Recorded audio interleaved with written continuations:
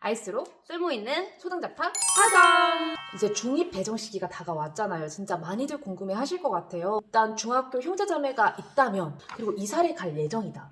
그럼 또 중2 배정은 어떻게 받아야 되는지, 만약에 우리 아이가 1순위 지망에 떨어졌어. 그럼 진짜 어떻게 되는지 많이 궁금해 하실 것 같습니다. 그래서 요새 아주 바쁩니다. 바빠요. 제가 6학년이거든요. 네, 그래서 오늘은 저희가 6학년 킬러 아니죠.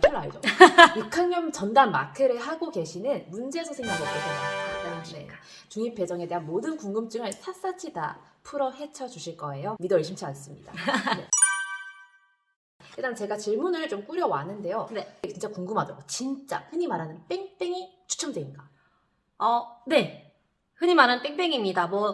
내 집 바로 앞에 중학교가 있는데 거기로 당연히 배정되는 거 아니냐 하시는데 아닙니다. 그 중학군이 있어요. 그 사시는 쪽에서 쓰실 수 있는 중학교의 리스트가 있는데 이 리스트 안에서는 무조건 추첨제입니다. 뭐 부모습 초래 나왔어. 근데 바로 진짜 세 발짝 더 가면 부모습 중학교야. 그럼 저는 부모습 중학교를 일지망으로 쓰면은 조금 더 확률이 높은 거 아닌가요? 초등학교도 그렇게 배정 받잖아요. 우선 아닙니다. 네. 아까 말씀드렸다시피 중학군 내에서 일지망까지 7지망이잖아요. 이걸 근거로 추첨제를 돌리지 거리수는 전혀 고려가 되지 않아요. 그러면은 혹시 그런 것도 있나요? 약간 우리 청약할 때처럼 우선 선발. 있습니다. 네. 이것도 굉장히 많이 궁금해 하시는데 대표적인 게 다자녀, 그 다음에 장애 학생이나 체육 특기자, 보훈 대상자, 학교폭력 가해자나 피해자 이런 경우가 있습니다. 이 중에서 가장 많이 궁금해 하시는 게 다자녀. 그쵸, 다자녀죠. 네네. 이미 우리 형제 자매가 그 중학교에 다니고 있으니 그 아래 지금 6학년 아이를 그 학교에 보내주세요. 선배정해주세요 이겁니다. 그러면 지금 졸업 예정인 6학년 자녀는 위에 형제 자매가 있는 그 중학교로 우선적으로 선정될 수 있다는 네, 뜻이네요. 우선적으로 선정됩니다. 그래서 이 우선 배정을 하고 남은 자리에 일반 추첨제를 하는 거죠. 나머지 학생들로. 그럼 무조건 다자녀야 되나요? 그냥 일반 형제 자매는 안 되나요? 이 다자녀 혜택을 받으려면 두 가지 조건을 만족하셔야 됩니다. 뭔데요? 먼저 첫 번째, 내년 기준으로 만 18세 이하의 자녀가 3명 이상 있어야 됩니다. 자녀가 있다 하는데 한 명이 성인이 되면 안 되는군요. 네, 내년 기준으로 만 18세 이하. 네네. 네. 그리고 두 번째는 그 아이가 내년에 중학교에 다니고 있어야 돼요. 네. 그 위에 형제 자매가. 그러기 때문에 지금 그 중학교 1학년, 2학년이어야 되지 지금 3학년이면 내년에 고등학교 가서 없잖아요. 이런 경우는 쓰실 수가 없습니다. 이제 흔적도 없이 사라지니까. 없어요. 네, 없어. 그러니까 지원을 하지 못한다. 네. 이 점을 좀 유념해서 하시면 좋을 것 같네요. 그러고 당연한 거지만 첫째는 못 씁니다. 그치. 첫째는 없잖아요. 내가 길을 개척해야 돼. 우리 둘째, 셋째를 위해서. 첫째 화이팅. 네. 이래서 토울이 중요한가 봐. 토울 중요하죠. 애매하게 3살 토울 나면 그럼 다자녀 혜택을 못 받아서 너무 안타깝더라고. 이것도 많이 궁금해 하실 것 같아요. 서류. 이거는 진짜 꼭 학부모님 한 번 더 제발 챙겨주세요 하는 거. 맞죠. 일단은 근데 학교에서 보내주시는 원서가 있을 거예요. 네네. 그 원서 작성법도 복잡합니다. 네. 근데 아마 담임 선생님께서 차분히 설명을 다 해주실 겁니다. 그 설명에 따라서 원서는 당연히 작성을 해주셔야 되고요. 원서 작성하실 때 추가로 제출하셔야 되는 필수 서류는 최신 버전의 주민등록 등본 한부입니다. 원서랑 최신. 주민등록 등본. 네. 근데 이 주민등록 등본도 모든 세대원이 가족들이 포함이 되어 있어야 되고요. 네네. 주소지가 반드시 보여야 됩니다. 주소지를 확인하려고 이 등본을 떼는 거거든요. 네네네. 그래서 뽑으실 때 이 점 유의하셔야겠습니다. 그러면 이제 학군지에 대해서 이제 1순위부터 7순위까지 쓰라고 하는데, 그러면 내가 예를 들어 평택에 살고 있으면 평택에 있는 모든 중학교에 쓸 수 있는 건가요? 그게 아닙니다. 기준은 학군지인데요. 네. 예를 들어서 평택도 넓잖아요. 그렇죠. 평택 학군도 있고 송탄 중학군도 있습니다. 근데 나는 지금 송탄 중학군에 살아요. 그러면 송탄 중학군 내에 만약에 7개의 중학교의 리스트가 있거든요. 그럼 나는 그 7개의 송탄 중학군 내에 있는 중학교만 지원을 하실 수가 있습니다. 지역에서 자체적으로 나눠놓은 그 군 안에서만 1순위부터 7순위? 저희는 한 학군에 몇 개 학교에 있는지가 따라서 달라요. 달라요? 네, 저희는 7개 학교가 있기 때문에 1지망부터 7지망까지 쓰는 거고, 만약에 5개다. 그러면 1지망부터 5지망까지 쓰는 겁니다. 그렇구나. 내가 가고 싶다고 갈 수 있는 게 아니었네요. 그 경계를 넘나들 수는 없어요. 나는 뛰어넘을 수 있을 줄 알았죠. 점프 아닙니다. 오케이. 1지망을 썼는데 떨어졌어. 네. 그럼 저는 이제 그냥 아예 아예 생전 모르는 처음 보는 그런 곳으로 가게 되는 건가요? 이게 근데 음.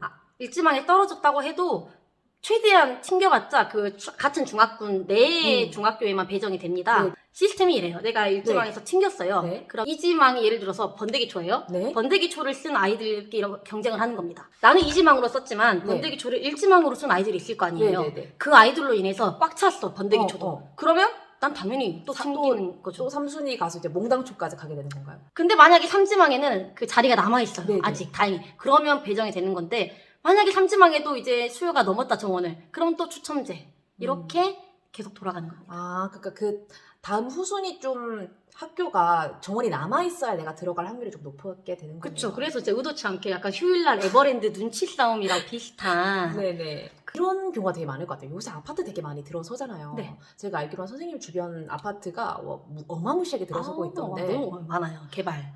예, 그러면 이제 많은 학부모님들께서 혹시 내년 연도에 그 아파트에 입주할 예정이셔. 네네. 그럼 어떻게 되는 거야?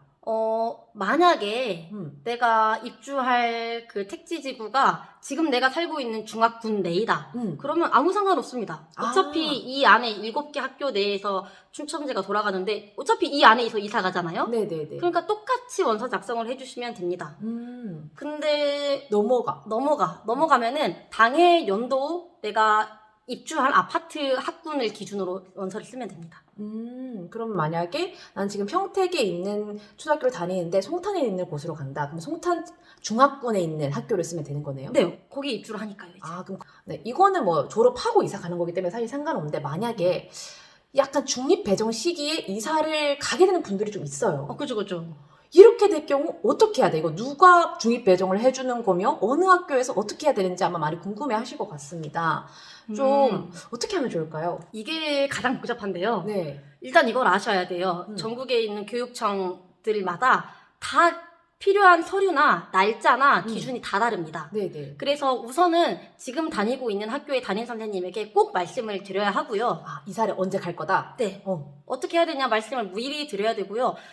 이사 갈 학교 있죠. 이사 네네. 갈 학교 교육청에 문의를 하셔서 어떤 서류가 필요하고 그 다음에 그쪽 교육청에 중립배정 날짜는 언제고 그 다음에 내가 지망을 쓸 수 있는 날짜는 또 언제인지 다 다르기 때문에 그쪽 교육청에 문의하셔서 그쪽 지역에 맞춰서 계산을 해야 됩니다.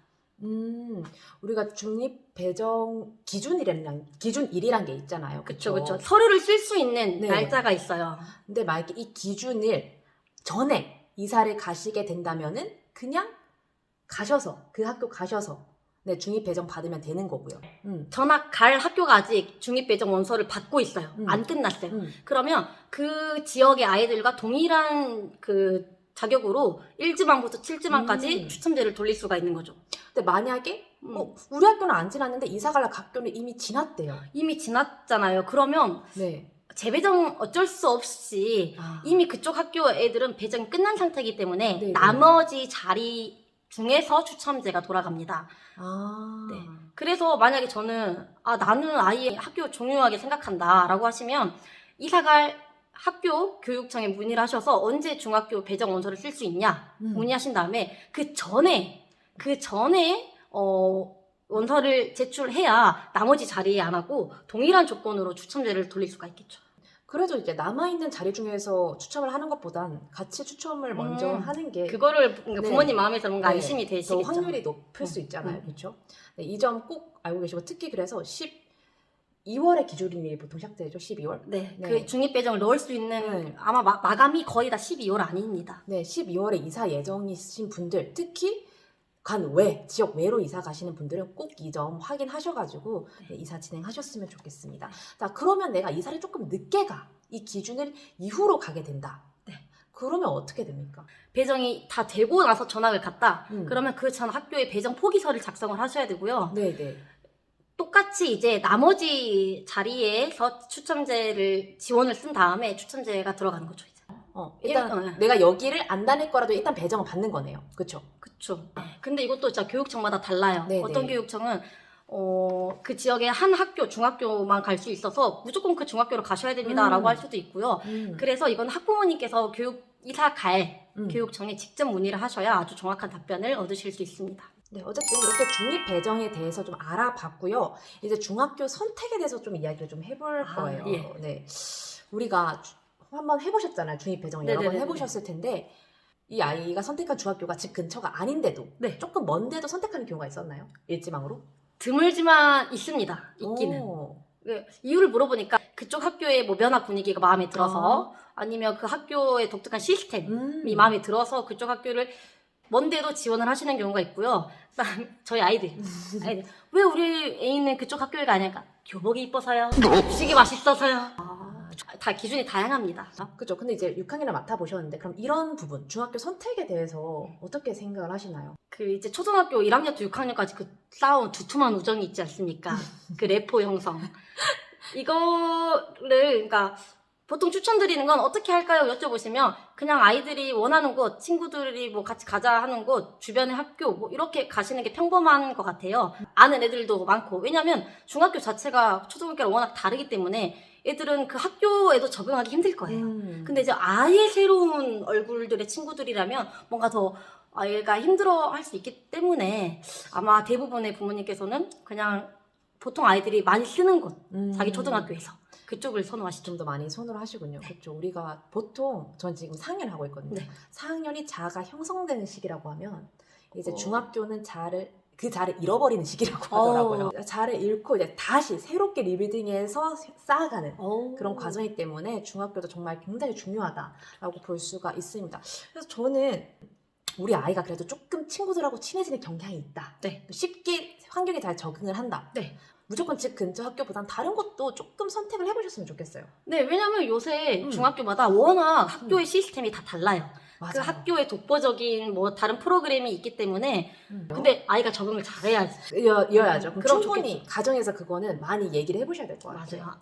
우리가 중학교 1학년 되면 많이 아실 텐데 1학기가 자유학기제가 있습니다. 네. 세상 좋아졌어요. 그런 거 없었는데 그냥 해야지. 그냥 해야지. 근데 지금 거의 모든 제가 봤거든요. 중학교 그 프로그램을 진짜 다 체험학습, 뭐 진로 체험, 뭐 맞아요. 다양한 게 있는데요. 그게 학교마다 같은 지역이라 할지라도 은근히 좀 달라요. 너무 달라요. 네, 뭐 체험 위주가 있고 진로 위주가 있고 뭐 IT 위주가 있고 학교마다 특색이 다르거든요. 근데 이걸 어디서 할 수 있냐? 학교 홈페이지. 중학교 홈페이지. 네, 교육 활동 이런 탭에 보시면은 싹 나와 있어요. 그래서 그거 한번 보셨으면 좋겠고, 우리 아이가 여기 관심이 있는 것 같은데, 그러면 고려해 보셔도 좋고, 특히 이것도 많이 보시더라고요.